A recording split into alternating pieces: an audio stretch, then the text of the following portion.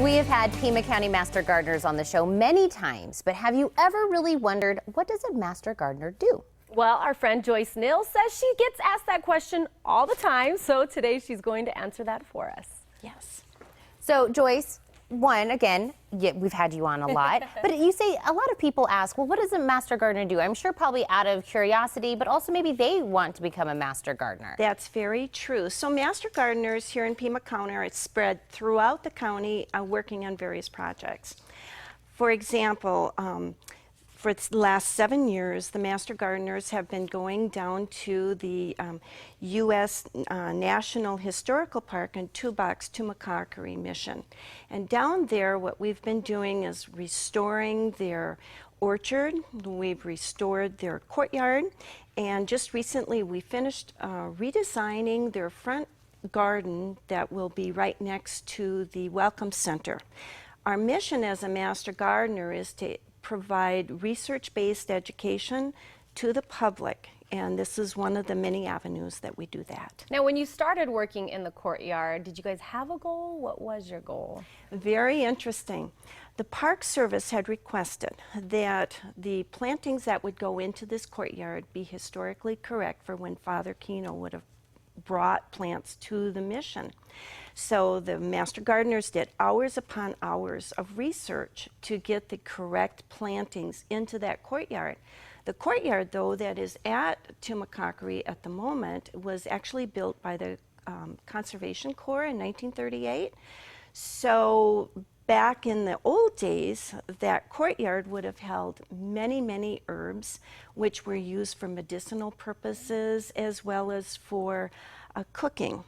Later, the Franciscan order used their courtyards for meditation and reflection, so there were flowers involved. So if you go down to Tumacacari and you look in the courtyard, they have tried to bring this back to what would have been brought up from Spain or from Mexico, and they've included flowers. It's a very beautiful garden, and then the Master Gardeners go down there several times a month, and then they maintain that for them. Well, now somebody can sound very smart as they go down there and explain everything that you just said. You know, this courtyard, and that's what you guys do. And I know you also do a lot of outreach programs, and including that you guys also go to the Pima County Juvenile Facility. What do you guys do there? Well, first of all, the youth that are at this facility are simply waiting for the court processes to be finalized.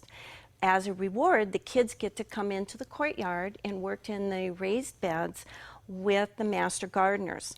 So these kids, since 2014, have been planting seeds with us. They water, they're pulling weeds, they harvest veggies and fruits.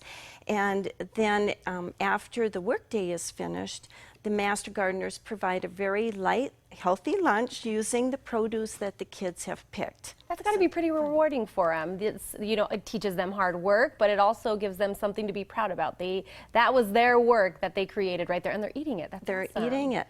And you know, the other thing is that many of these kids do not know where their produce actually comes from. So this is a whole new experience for them. Now, I know you do a lot of vegetable gardening. Is there something else besides that you also do? We do. There are nutritional classes, little mini classes that the committee does when they're down there working with the kids. They don't realize they're being taught these things. But they discuss things like sugar consumption, fat content in foods. They'll even talk about how to avoid processed foods with their meals.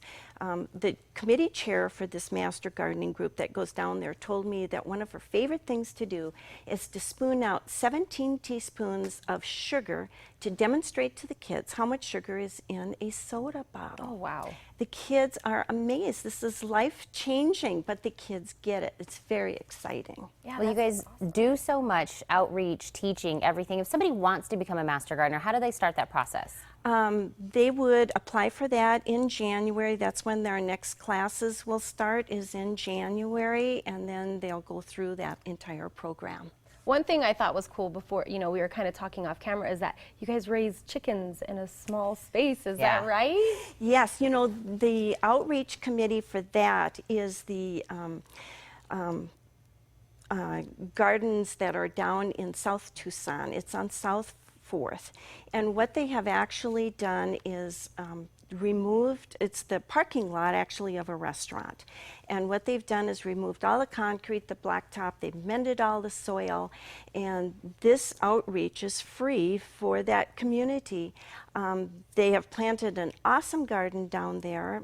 We built a state-of-the-art chicken coop, and the whole purpose is for the group to demonstrate to the South Tucson community what they can do in their own backyard to provide healthy food for their families right from their backyard. Joyce, you have explained so much to us, but before we go, I do want to say, I know this is going to be the last time you're going to be on with us at the Morning Blend. You look amazing today, and I want to thank you for always coming on and trying to teach me. I'm sure other people are doing better off than I, but thank you for your contribution. Well, it's been a blast. Thank you so much. I really had fun. Love you, love you. Now, it's your turn to become a Master Gardener. If you have questions, just call the Master Gardener helpline at 626-5161. Also, you can get a free guided tour at the demonstration gardens every Wednesday and Saturday at 8 a.m.